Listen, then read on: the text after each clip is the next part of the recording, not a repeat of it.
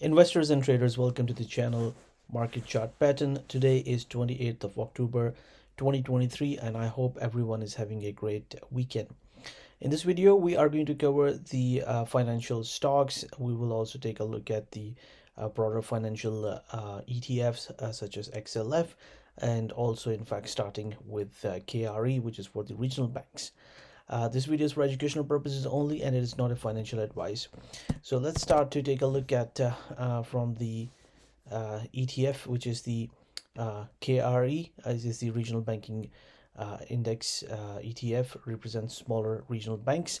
We began to take a look at this banking ETF when the Silicon Valley bank was about to collapse beginning of this year 2023, and then we also developed a segment where we began to look at other financial broader ETFs as well, such as XLF and the key US bigger bulge bracket banks as well.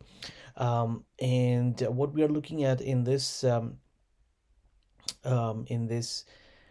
chart, this daily chart of the Spider S&P 500 regional banking ETF, is that after this ABCD pattern was completed around the 50% retracement, the market just sold off.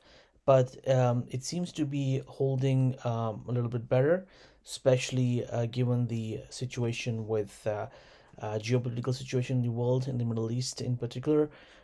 This index is actually, what we saw is formed a pattern here where last Thursday was a nice trading positive day, and then what we are seeing is an inside day, a bearish day, but last Friday was an inside bar for the index, but it seems to have held at the 78.6% Fibonacci retracement, and it is, in my opinion, a good sign that perhaps the index is finding some support here. From a momentum perspective, it remains weak because the price is below the 200-day moving average, and also below the 20-day moving average.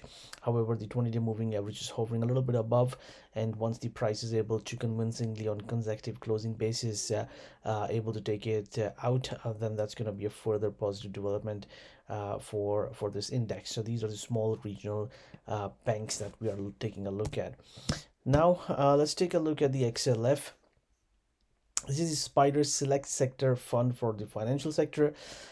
Here, what we are seeing is that it has found resistance based off this bearish symmetry that we spoke about when we did the video last time.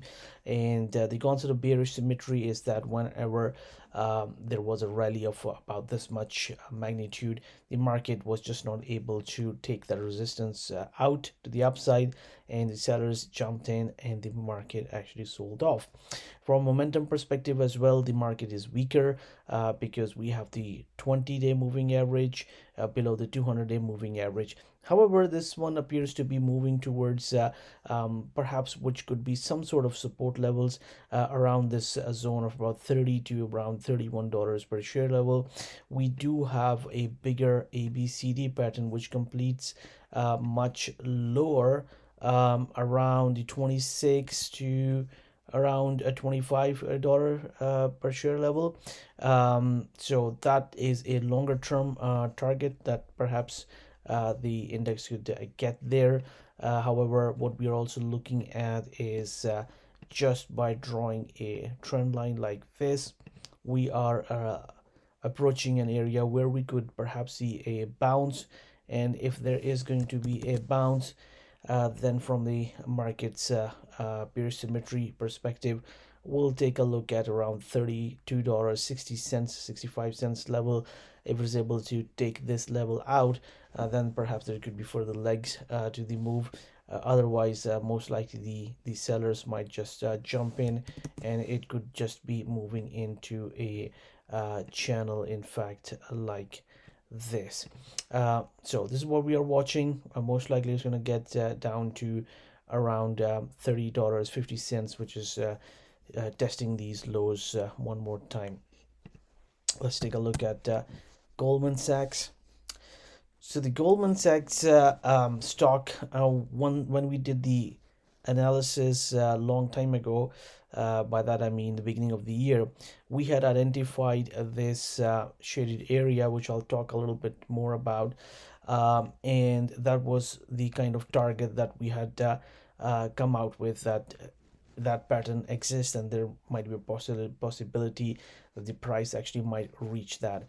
And what appears is that after going through several rallies, each time the rally was actually not able to take out this much magnitude, each time it was just not able to do that, then it formed this nice one-to-one ABCD price projection target right into the 61.8% retracement. I think I should draw it like this to make it more visible.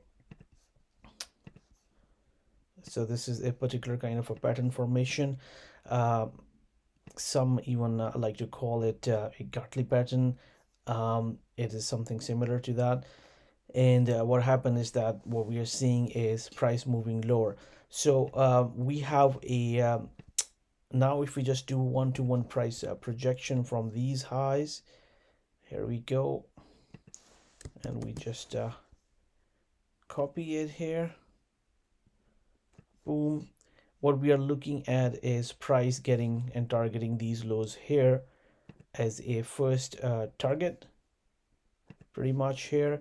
And then further down, what we have is what appears to me that the price might be actually targeting this about $240 per share level, which will be a very strong support. Just zooming out to show what this pattern looks like. So here, $240 per share level, that will be a confluence of 61.8% Fibonacci retracement, also a one-to-one price projection. So we'll have a confluence of two things coming together, which is always something we like to pay a close attention to, because normally when there is a confluence of two or more ratios or pattern formations coming together, that usually is a strong support or resistance depending upon the pattern formation. So $240 per share level, should the price get there, the chances are it might, then this is going to be something very strong support that we are looking at, and we'll be paying close attention to the price action should the price get there. Just moving to the weekly chart for this, just a simple retracement. If we draw it from the lows of the March of 2020 to the highs in November of 2021, just simply the 61.8% Fibonacci retracement. On the left hand side, we see some structural support as well. So this is an area, $240 per share level, that we'll be watching very closely for Goldman Sachs. Let's take a look at JP Morgan. Okay, so the JP Morgan stock is actually very interesting because the stock actually found strong resistance from the 78.6% Fibonacci retracement here, and what it has done is it actually moved lower from the structure right here, found some support, and then it rallied right to the 61.8% retracement of this high and this low around here, found resistance. And what it has done now is basically a one-to-one price projection. Right, it is closing a little bit lower than the 38.2% Fibonacci retracement. So over the course of next few trading days, we will be watching this area really closely. If it is not able to find some sort of support around this region, then the chances for it to retrace further down to 50% and even 61.8% Fibonacci retracement are higher. But because of this ABCD price projection 1-to-1 and the 38.2% Fibonacci retracement, this is the region that we are paying close attention to. That maybe over the course of next few trading days, there might be some sort of support that might appear here. Although if we look at the close of last Friday, we have a strong bearish candle. So we just need to be watching this region very carefully for the next few trading days. Let's take a look at now Citigroup. So this stock has been much weaker. We had spoken about it. We had some support levels around here. In fact, from here, just because it was trading at that time very close to the support potential support here, and then a little bit of rally. There was a chance maybe it could rally a little bit, but it actually broke below. So looks like this stock is actually also moving lower, and maybe test these lows around $32 per share level. Let's take a look at Morgan Stanley. So the Morgan Stanley stock, it appears to be moving towards this our target around the 64, roughly 65 to about $63 per share level, where we also have a gap from the 21st of December gap coming in from here. So that was December 2020. So it looks like the price is actually approaching the about 65 to $63 per share level. We will have a one-to-one price projection and the gap here, so quite a few things coming together. Let's take a look at Bank of America. So the Bank of America is actually very interesting because it is trading right into a key level, and that key level we had identified quite a long time ago, and in fact we are written the support zone, so it's just been trading right in that zone, and really at the 78.6% Fibonacci retracement. So zooming in a little bit, the stock seemed to have attempted to rally from here for a couple of days, but last Friday was pretty strong move lower. So next week, again, watching this, if it begins to find support from this region, the chances are that initial rally could be of this much magnitude, which could basically take it to around 27 and a half, $27.50. Moving above these highs of $28 per share level would be positive for the stock, but we are watching this one because it's right at a key support level. Let's take a look at Wells Fargo. So the Wells Fargo stock is very interesting because here the bearish symmetry, much like the Goldman Sachs stock, is still in play, and the stock has been selling lower, moving lower. And what we are now watching is this pink shaded area.